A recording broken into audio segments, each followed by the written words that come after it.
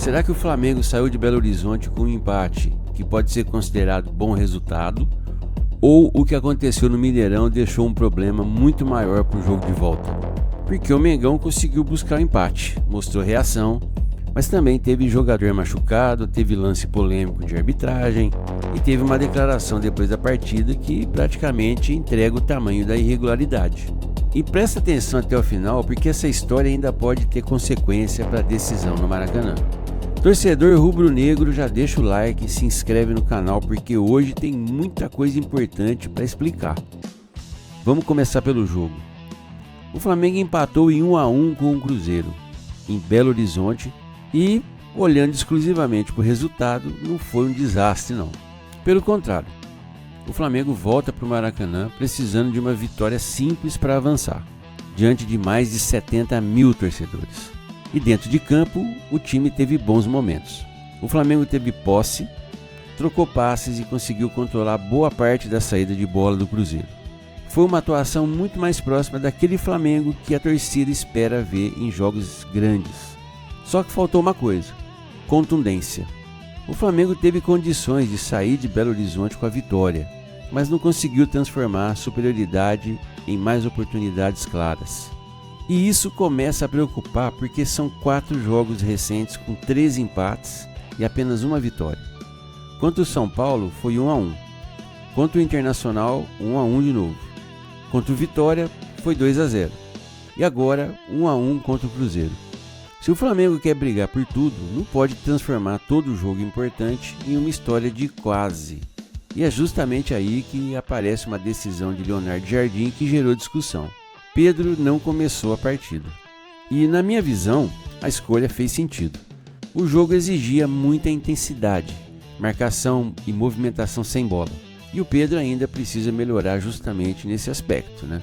O problema não foi começar sem Pedro. O problema foi a demora para mexer no time.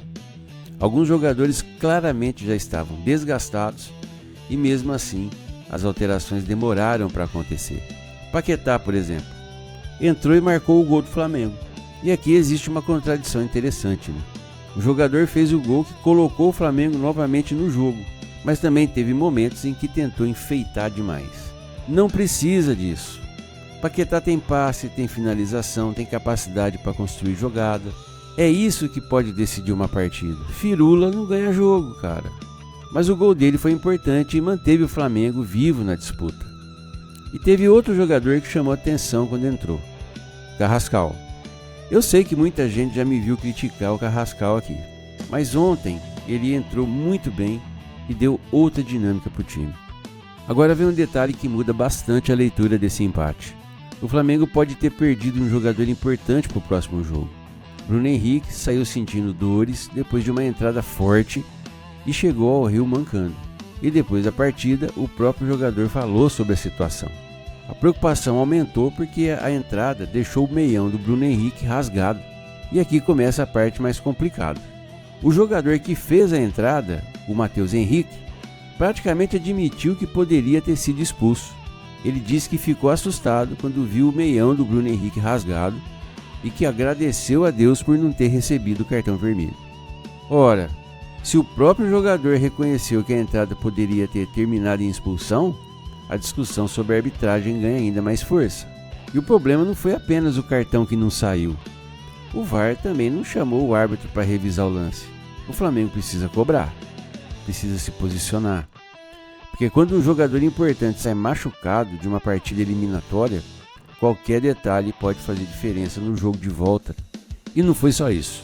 Matheus Henrique também simulou faltas durante a partida e estava pendurado. Ou seja, uma decisão da arbitragem poderia ter mudado completamente o cenário para o jogo no Maracanã. Mas tem uma coisa que precisa ser reconhecida. Apesar de tudo isso, o Flamengo reagiu. E isso mostra que o time ainda tem força para buscar essa classificação.